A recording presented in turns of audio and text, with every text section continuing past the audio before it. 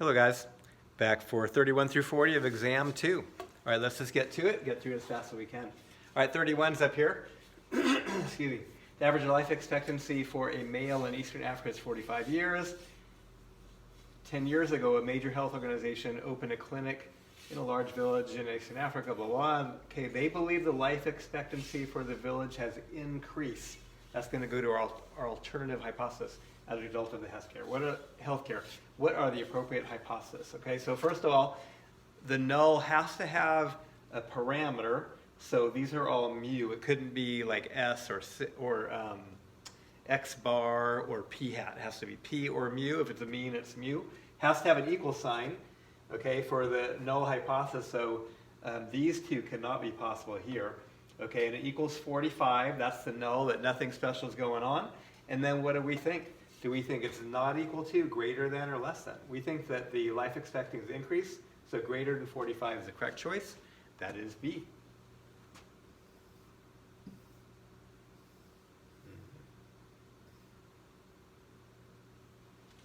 Let's see, I might stop doing that.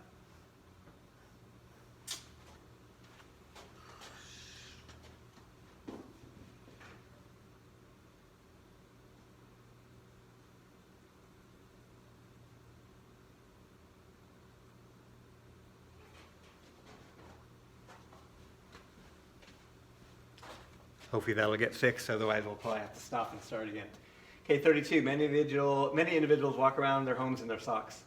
A manufacturer has created a material for socks that is believed to be more resistant to wear than cotton. The manufacturer wishes to test this belief over a period of a month. Given a group of volunteers, which of the following design will best test this new material's resistance to wear? Let's see if we're working here. I'm not sure what's happening here. I'm going to turn that off, and we'll try that again. Okay, first of all, have volunteers wear the socks made from the new material for a month. Check the wear of the socks at the end of the month. Okay, so, sorry about that. We're trying to fix this. So what's wrong with that one? Well, that just checks the new wear, and it doesn't check how long cotton lasts, so I can't compare it and even find out if it's better than cotton. So that's the flaw in that one. There we go, yay. Okay, about half the volunteers to wear cotton socks while the other wear socks of the new material. Compare the wear of the socks at the end of the month.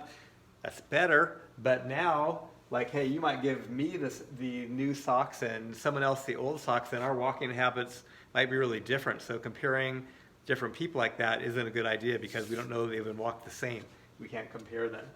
Okay, C, randomly assign half the, by the way, randomly assign, that's a plus over the other one because we want to randomly assign. Maybe people volunteer, and maybe people that are like kind of healthy are more likely to volunteer and step up and ask to wear the new socks rather than the old. There could be things like that going on. So randomly assigning treatment is always an important thing if it's possible. Okay, so half wear cotton socks and the other half wear socks made of the new material. Again, this is the same thing as that. We still could get people with different walking habits. You know, we all do, so to compare mine with someone else isn't really fair. All right? D, randomly assign half the volunteers who wear socks, while the other half wear socks made of the new material. At the end of 2 weeks, the volunteers should change sock types. Compare the wear on the socks at the end of the month.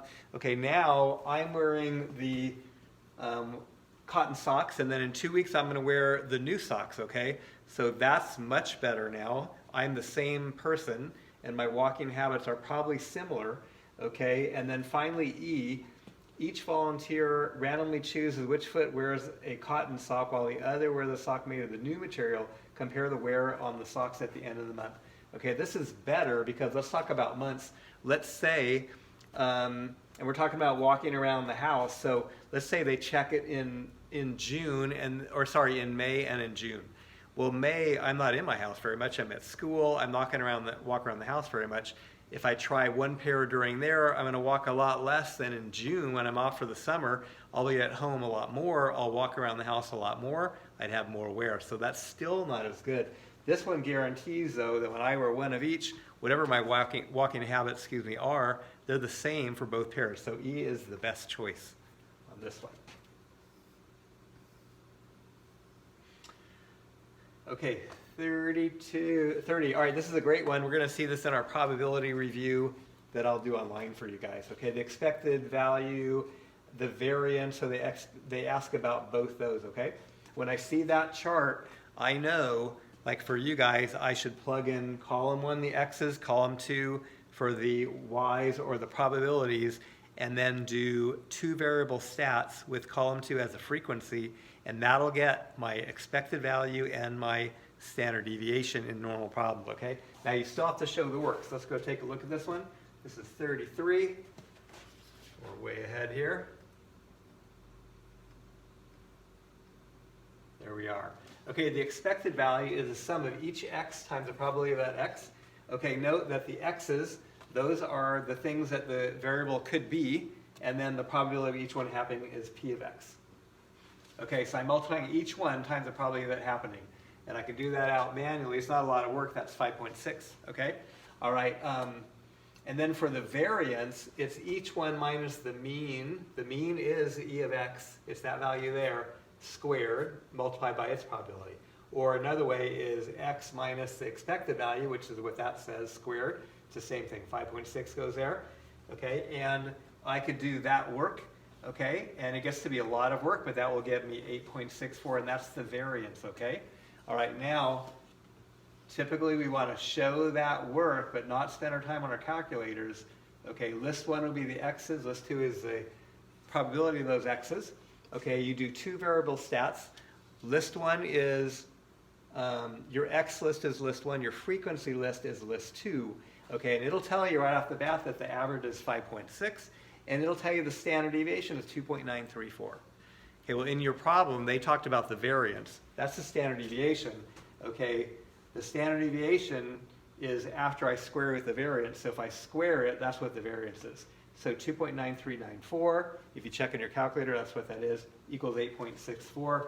Let's take a look at our answers, our answer choices. The expected value is 6. At first, without reading further, I thought that was the answer because we got 5.6. It's pretty close, but it's not the right one. Okay, the expected value of the random variable is 0. That's not true. The variance is 1. No. The expected value is 11.6. No. The variance is 8.64. So make sure you read all your choices and read the problem. So I first did it. My first guess was 6. I didn't read the bottom ones here. I just looked, glanced, and saw that that was the closest one to 5.64. And I didn't read here. They're talking about the variance, all right? So be careful and watch out for that. Be thorough in reading your problems, quick but thorough. All right, so E, correct answer for that one. 34, residual plots and their corresponding linear regression equations are shown for a set of data. Using the equation with the best fit, find the predicted value. Okay, now watch, we're going to talk about, they could have asked you to find the actual value, and it would be a little different. They said find the predicted value of 7. So let's take a look at these situations we have.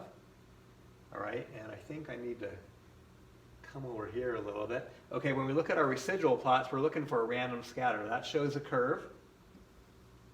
That shows a crazy curve. There's another curve. Those are all poor for linear regression. This is our nice random scatter. Half up below, no real pattern. Okay, so this equation right here at the bottom, that's the one that we want to use. Okay, and we're going to calculate our thing right now. Okay, so we're going to use that equation. Oh, I want to talk about one more thing. I want you to notice at 7 that we're plugging in, if you see the residual, there it is. It looks like it's negative 0.2. So if they ask me for the actual value, when I get the predicted value, that would be the value on the line where there's a residual of 0, because that's what the predicted value is the answers on the line, okay, and they have no residual. But the actual value has a residual of negative 0.2. So when I find my predicted value, I would subtract 0.2 to get the actual value. If that could have been a question they asked you, okay? They did not. They only asked me for the predicted value. So here we go. All right, so we chose. So we want no pattern and random scatter and residual plots. So we chose this as the best fitting one. Now it is a transformation. It's got log in there. Okay, but y hat's still the same here. So we plug in our 7 right there. Okay, and we're going to calculate that value. So when I plug in 7, let's come down here. Plug in 7, I got log of y hat equals that. Remember, log of y hat is base 10. It becomes 10 to the 2.658 power is y hat, and y hat is 45.98. That's the answer they're asking for. That's the predicted value. okay? And again, says look at the residual, which we just did for 7, it equals negative 0.2. The actual value is 0.2 below the predicted. If they asked me for the actual value, okay, I would take that, subtract 0.2, it'd be 454.78. That could have been a question they had, okay? But we have 454.98 for our actual, or for our predicted value, which is what they asked, and that is choice A sitting right there. So A is the correct information, or correct one for that problem. All right, cruising along.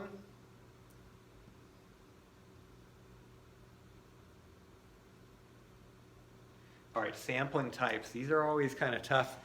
We don't do that much with them, and they're pretty, some of the concepts are easy, but some are difficult. So here we go. I'll try not to fumble over my words too much. The university is proposing a new procedure for professors to gain tenure. To gauge sentiment about the proposal, the university intends to randomly sample 5 professors, 5 assistant professors, 5 associate professors, 5 adjunct professors, and 5 visiting professors. This is an example of what type of sampling design. Okay, we'll talk about all the types here, but first of all, this one separates into groups, okay? Those groups are called strata. And if I go to check any one of the groups, like if I go to check the 5 assistant professors, I'll find out their opinion, but I won't know the opinion about this new procedure of everyone until I check all the groups. Okay, that's stratified random sampling. Okay, so B is the correct choice here. All right, each layer or each thing is a strata, and we take samples from each of the strata, and then we can put it all together to get our total results. And the benefit of that is we know each of the opinions of each of those different groups, okay? A simple random sample is just throwing everyone randomly into a group, like pulling names out of a hat. I just choose them. That's a pretty good method, okay? But I don't know the differences in how the different type of professors and such feel. Okay, that's the difference there. Systematic random sampling is different altogether. That's typically done when you go, like you're going to go to the mall, ask every 5th person a question, some form like that, where you have a system that's going to tell you which is the next person you're going to ask. Okay? Cluster sample. Cluster samples, we take different samples, okay?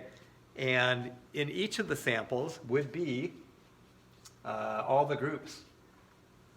Regular professors, assistants, associates, adjunct, and visiting. They'd all be in there. Most likely, wouldn't really care. We'd just take groups and they would all be, all the different types are in each of the groups. Then we take several of those groups and get their answers to form our opinion. Okay, so that's a different thing. And a convenience sample is just something handy. The best example of that, if I were to want some information about Temecula High students, the convenience sample would be like you guys. I just ask my students. But you're not a good sample. You're not randomly chosen. And then, you know, you're different. You're in AP Stats. You were all, I feel like this, there's something from a movie where they're like, you're all stupid enough to join the Army. You were all, whatever you were, you signed up for better or worse for AP Stats. Okay, I hope you're really not hating the course. You learned a lot in here for sure. And I enjoy teaching it. But the convenient sample would be, you know, just me getting a group of people that's convenient for me. And again, that's not a random sample because whatever it is, you've all chosen to be in my stats class. You're all at a certain level of math. I would say you're all a certain caliber of student that's willing to do that work. There are people that would never sign up for this class. They're not represented here. Okay, so that's like the problem with the convenience sample, and it's not a good representation of the whole population. All right, we are doing good here. Okay, the weights of women are normally distributed. Bam, that tells me right there I could use normal distribution, the empirical rule, stuff like that. Inverse norm, all that stuff applies, okay? Z-scores apply. This week, the Z-score of a weight for a member of a weight-watching group is 1.25. Okay, that's positive 1.25. Okay, that means a Z-score of 1.25 means that that person is 1.25 standard deviations above the mean. Now note here that we do not know what a standard deviation is. The standard deviation might be 5 pounds, then it'd be 1.25 of those things, okay? All right, so it doesn't mean 1.25 pounds, 1.25 pounds. It means I was just thinking how good I was doing. No, I blew it again. The Z-score means that we are 1.25 of those standard deviations, 1 1/4 above the mean weight. Okay, so that choice here, let's come down here. So this week, the member weighs 1.25 pounds more. No, that's not what we have 1.25 of the standard deviation, which we don't know. Less than that, no, we don't know the pounds anyways, but if it was smaller than the mean, it would be a negative z-score, okay? We're on C here. They weigh 1.25 pounds more. No. This week, they weigh 1.25 standard deviations more than she did last week. Okay, I don't know what she weighed last week. I don't think it tells me that. This week, the member weighs 1.25 standard deviations more than the average woman. Yes, that's the E right there. That's the correct choice, okay? And pretty much when they ask that question, there's a lot of variant forms, but the answer is just that many standard deviations above or below the mean. That's pretty much what it is. Guys, we're almost done. We're at 37. My tongue is getting dry. I'm fighting to be speaking well. Okay, this one's a bit of work here, but it's just z-scores, and what they've done is they've written out these equations rather than solving for the z-values. So let's take a look. In a city, 13.5% of the labor force are members of the union. So the proportion of members of the union are 13.5%. If a random sample of 75 adults is taken from the city, what's the probability they would get between 15% and 20% that are union members? Okay, let's take a look at this problem. Okay. All right, here we are. Okay, so the proportion is 13.5 or 0.135% that are union members. Okay, the standard deviation for 75 would be P times Q over N. It would be that thing. I don't know what the answer is. I don't need to because in the answer they have those written there, okay? All right, and we're asking the probability that they're between 15 and 20%.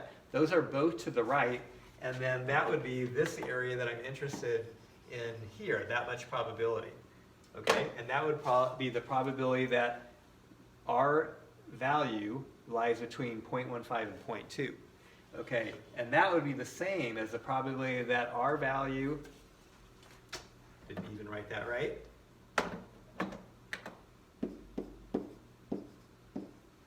is between the first z-value and the second value. Those are equivalent problems.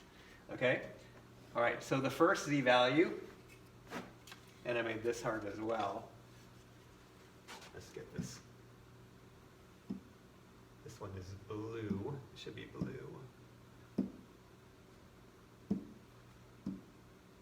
This one should be red. All right, there we go. Okay, so the blue one is Z1. Okay, the z-score for that is what you got in your problem, 0.15, what you're asking about, minus what it should be, 0.135, over that standard deviation, this thing here. The second z-value, okay, is 0.2 minus 1.35 over that. Okay, so let's take a look at our answers now, okay, and you'll see that A is the correct choice. Okay, so A has, remember it's 0.15 minus 0.135, and this is 0.2 minus 0.135, and this is P, and that would be Q over 75 for both those. That's the correct one here, okay? Down here, they have the wrong standard deviation. They put 1.5 in there. That doesn't go there. Okay? For C, they had 0.15. Yeah, 0.15 again in there. That's wrong. Same with D. All right, and E, those are all incorrect there. So on this particular problem, A is the correct choice. 38. Whoa. Scares me. There's a lot of reading there.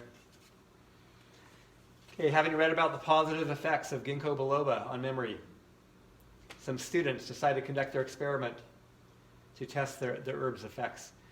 Close to 50 of their classmates, all in good health, representing a variety of ethnic groups, volunteered to take part in the experiment.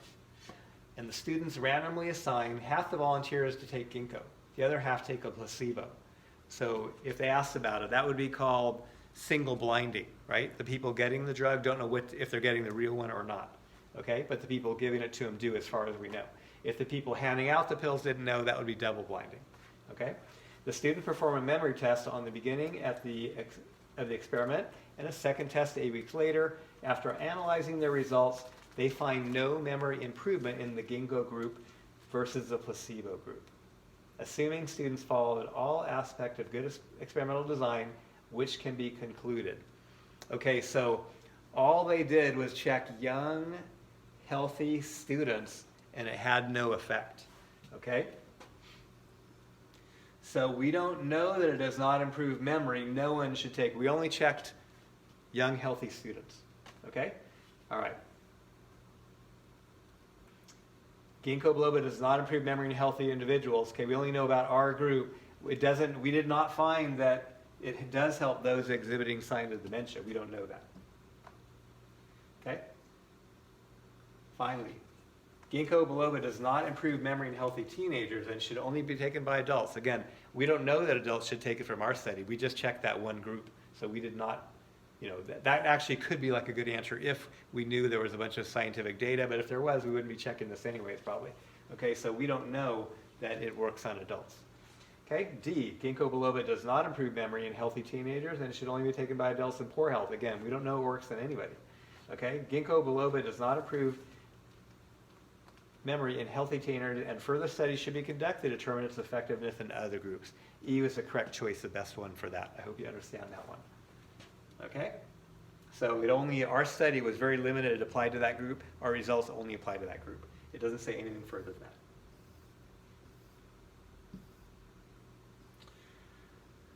(39), we are getting close.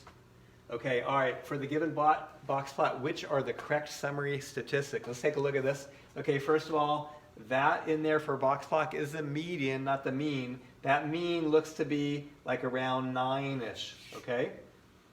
Now, so A says 12.23, that can't be, oh, sorry, that's the mean. The median's 9, the median's 9, the median's 9, the median's 9, the median's 20. E is out. All the rest are in. So A through D are in, okay? Let's take a look at the next thing here. Okay, now with regards to the mean, this I feel like is the most important one. This is skewed to the right. It's stretched out on the right. So the mean gets pulled to the skew, so the mean must be larger than the median. Okay? All right, this mean is larger. That's good. This mean is larger. That's good. This mean is the same. C is out. Okay, D is out as well because they're the same. So E was out already. C and D are out. Now we're between A and B. Okay? All right? Now, we hadn't talked about N. They're all 47, but we have no idea by looking at this how many data points are in there. We have no idea for that. That's why they're all 47. You can't decide based on that. Okay? All right, my minimum value is 0. Max is 50. That includes the outlier there, okay? This has a max of 50, B has a max of 45, so that one's out. So A is my correct choice on that one. All right? So I hope that's all good. These are good. Here comes power. Number 40. All right, again, very difficult to understand all this, this power stuff. And if you're really struggling in my class, don't worry about it. Do the other stuff. You can learn the other stuff much more easily and get the power one wrong, okay? They'll probably have one question on it. Let's before we do this, let's go look at what power is really quick.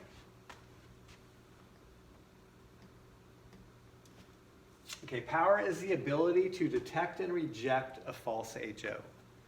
Okay, so in order for me to reject a false one, if I'm rejecting more, I am more likely to reject a false one. That increases my power, right? So if I increase my rejection region, I'll have really high power, okay? But then I'm really increasing the possibility of a type 2 error where I'm going to accept a good one. Because, sorry, I think I blew that here.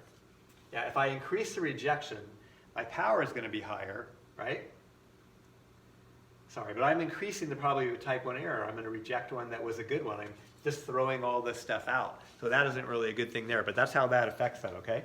So remember that power is rejecting a false one. So like more rejection is going to increase power. So as probably the type 1 error that's rejecting increases, so does the power. As power increases, I'm rejecting more, the probability of type 2 decreases. The probability of accepting one in here, if I bring this over, I'm going to accept less. So the probability of accepting a type 2, accepting more, is going to decrease. Okay? All right. I hope that made some sense to you. Let's go back to our problem here.